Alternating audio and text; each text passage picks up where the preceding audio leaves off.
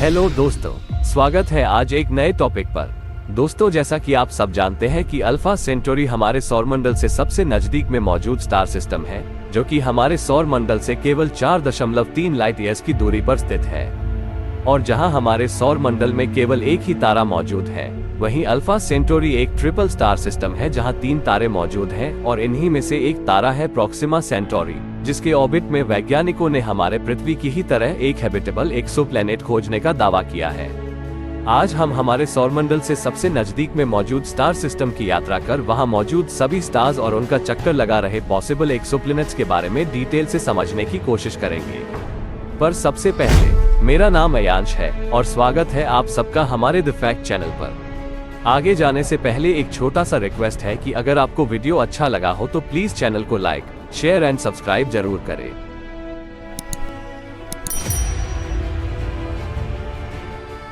Alpha Centauri, ये नाम तो आपने कई बार सुना होगा। इस स्टार सिस्टम में 2 मुख्य तारे मौजूद हैं, जिन्हें अल्फा सेंटोरी ए और अल्फा सेंटोरी बी के नाम से जाना जाता है।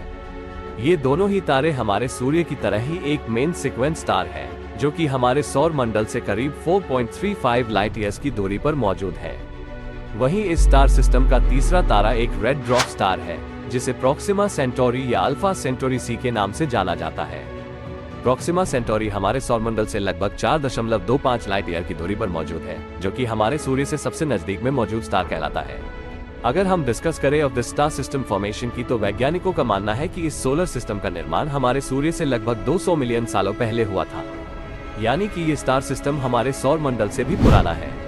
नॉर्मल आंखों से देखने पर अल्फा सेंटोरी ए और अल्फा सेंटोरी भी एक ही स्टार के रूप में नजर आते हैं, जो कि सीरियस और केनोपस के बाद हमारे रात के आसमान में दिखाई देने वाला तीसरा सबसे चमकीला स्टार है। अल्फा सेंटोरी ए और अल्फा सेंटोरी बी एक बाइनरी स्टार सिस्टम का हिस्सा है, जो कि एक दूसरे से ग्रेविटेशनली बाउंड है और एक कॉमन ऑर्बिट में एक दूसरे का चक्कर लगाते हैं। ये दोनों ही तारे एक दूसरे से औसतन 23 एस्ट्रोनॉमिकल यूनिट की दूरी पर मौजूद रहते हैं। अनुमान के लिए मैं आपको बता दूं कि ये दूरी हमारे सूर्य और यूरेनस प्लैनेट की दूरी जितनी ही है। जहां क्लोसेस्ट अप्रोच के दौरान ये दोनों ही तारे एक दूसरे से 11 खगोलीय इकाई की दूरी पर आ जाते हैं, वहीं इन दोनों स्टार्स के बीच के मैक्सिमम दूरी लगभग 35 खगोलीय इकाई के बराबर मापी गई है। ये दोनों ही तारे लगभग 80 सालों में अपने कॉमन सेंटर ऑफ ग्रेविटी के चारों ओर अपना एक ऑर्बिट पूरा करते हैं। इस स्टार सिस्टम का सबसे बड़ा तारा है अल्फा सेंटोरी ए, जिससे रीगल कैंटोरस नाम से भी जाना जाता है। ये स्टार हमारे सूर्य की तरह ही एक येलो कलर का G2 type main sequence star है।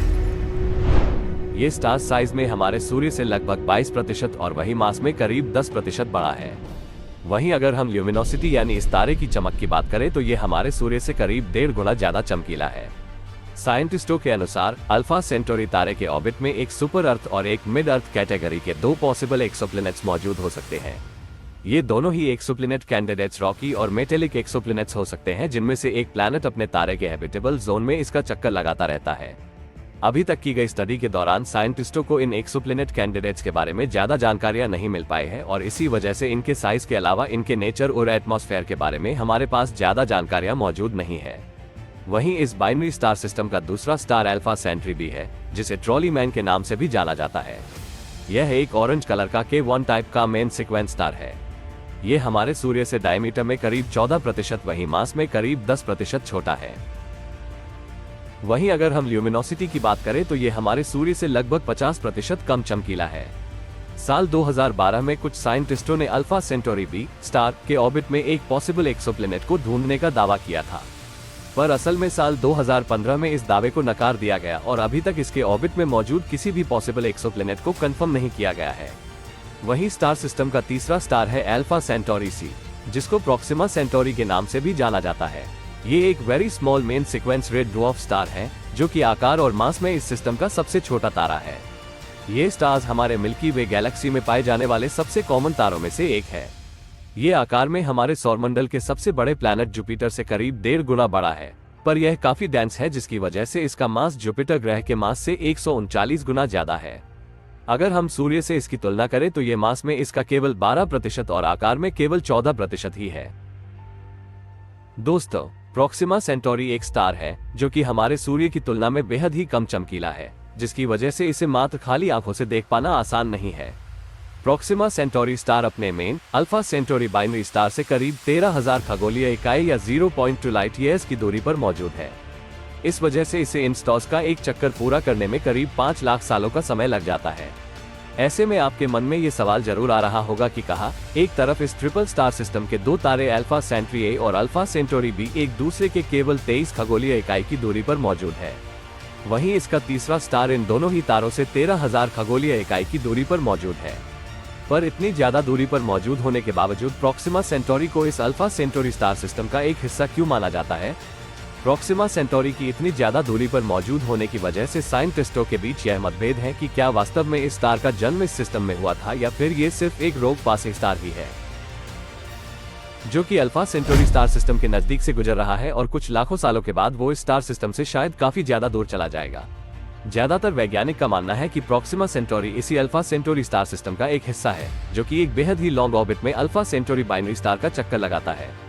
खैर, साइंटिस्ट इसको लेकर लगातार इस स्टार सिस्टम का डीप स्टडी कर रहे हैं। ऐसे में शायद आने वाले कुछ समय में ही हमें ये पता चल जाएगा कि असल में ये स्टार इस अल्फा सेंटोरी सिस्टम का एक हिस्सा है भी या नहीं। दूसरे ड्वार्फ स्टार्स की तरह ही प्रोक्सिमा सेंटोरी भी बहुत ही वेरिएबल स्टार है जो कि समय समय पर भयानक सोलर फ्लेयर्स, विंड्स और रेडिएशन छोड़ता रहता है, जिसकी वजह से धरती से किए जाने वाले ऑब्जर्वेशंस के दौरान समय समय पर इसके ब्राइटनेस में भयंकर उतार चढ़ाव को नोटिस किया गया है। ये फ्लेयर्स और रेडिएशन बेहद ही शक्तिशाली और खतरनाक होते हैं जो कि अपने ऑर्बिट में मौजूद प्लैनेट्स के एटमॉस्फेयर और वहां मौजूद जीवन को कुछ ही समय में खत्म करने की ताकत रखते हैं। ऐसे में वैज्ञानिक मानते हैं कि रेड ड्वार्फ प्लैनेट्स का चक्कर लगा रहे एक्सोप्लैनेट्स पर किसी प्रकार के जीवन की पनपने की बेहद ही कम संभावनाएं हैं। पर ऐसा नहीं है कि इन रेड ड्वार्फ स्टार्स के ऑर्बिट में मौजूद प्लैनेट्स पर जीवन नहीं पनप सकता। ये रेड ड्वार्फ स्टार्स बेहद ही डिम होते हैं जो कि धीरे धीरे जलते हैं और इसी वजह से इनकी उम्र हमारे सन जैसे स्टार्स की तुलना में कई हजारों गुना ज्यादा होती है।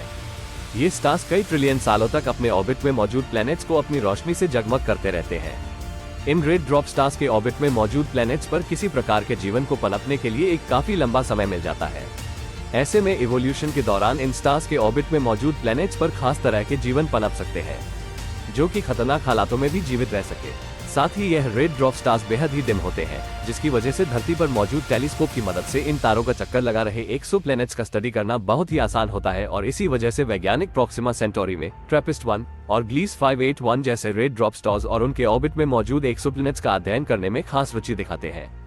और हो सकता है कि आने वाले भविष्य में हम एक ऑर्डर ऑफ स्टार के ऑर्बिट में एक्सोप्लैनेट पर सबसे पहले जीवन की खोज कर लें।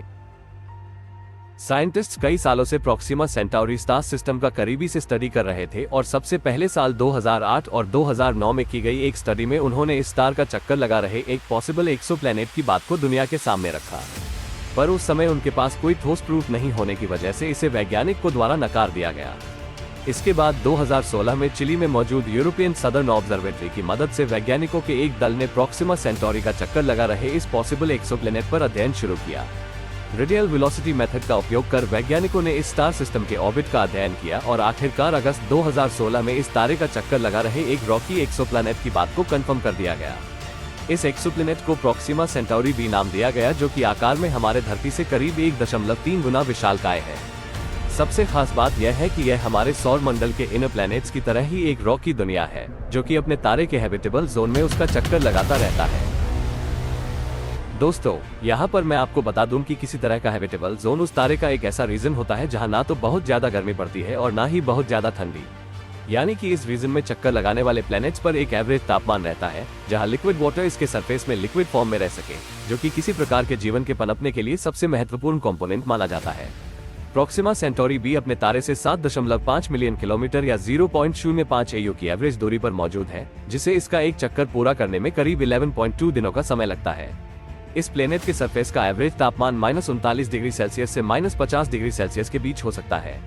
सालों तक किए गए डीप स्टडी के बावजूद वैज्ञानिकों को इस प्लेनेट के एटमॉस्फेयर को लेकर कोई ठोस सबूत नहीं मिले हैं।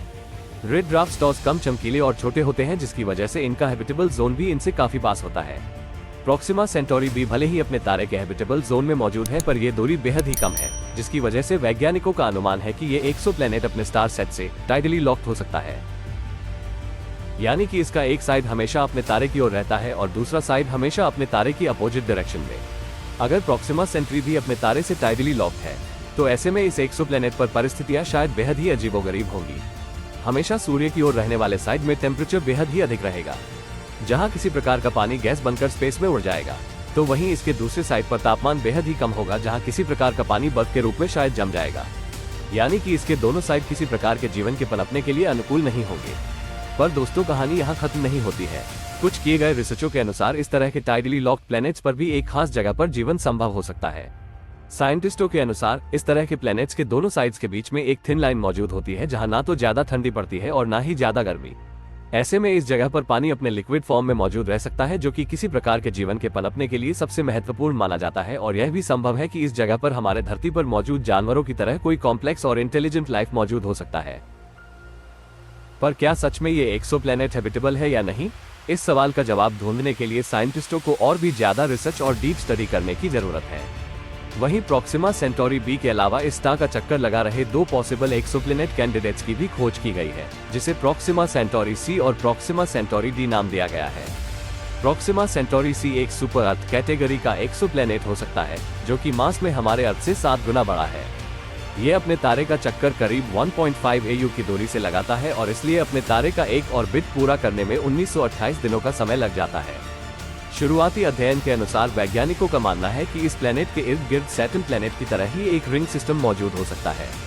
अपने तारे से इतनी दूरी पर मौजूद होने की वजह से वैज्ञानिकों का मानना है कि ये एक्सोप्लैनेट बेहद ही ठंडा और अनहैबिटेबल है, जिसके सरफेस का एवरेज टेम्परेचर -200 डिग्री सेल्सियस से लेकर -250 डिग्री सेल्सियस के बीच हो सकता है।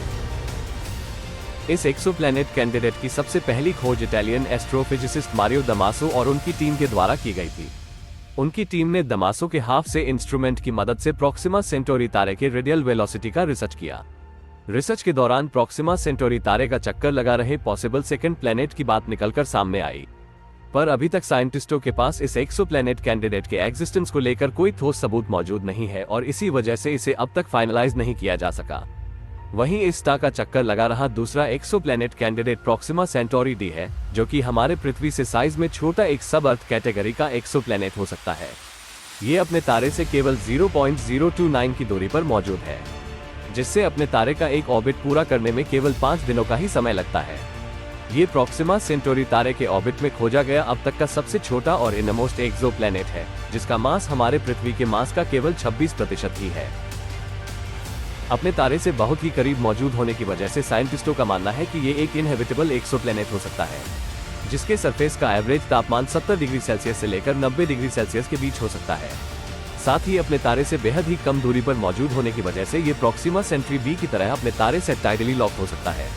दोस्तों, हमारे धरती से सबसे नजदीक में मौजूद स्टार सिस्टम होने की वजह से इसे भविष्य में होने वाले ज्यादातर इंटरस्टेलर मिशन जैसे कि ब्रेक थ्रू स्टार शॉट या किसी प्रकार के इंटरस्टेलर प्रोब मिशन के लिए सबसे फेवरेट डेस्टिनेशन माना जाता है और हो सकता है कि आने वाले 50 से 100 सालों में हम इस एक्सोप्लैनेट तक अपना कोई मिशन भेजने में भी कामयाब हो जाए, जो कि इस एक्सोप्लैनेट को लेकर कई सारे खुलासे कर सकता है।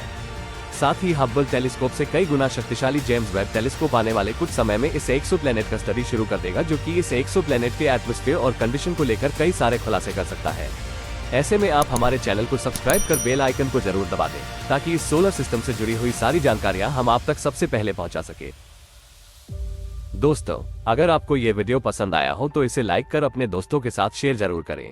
हमारा चैनल नया है, इसलिए आपसे रिक्वेस्ट करते हैं कि आप अपना वैल्यूएबल सजेशन हमको देते रहे, ताकि हमको आपका प्यार मिलता रहे और हम भी मोटिवेट होते रहे। चलिए आपसे मिलते हैं किसी नए टॉपिक को लेकर, तब तक के लिए धन्यवाद।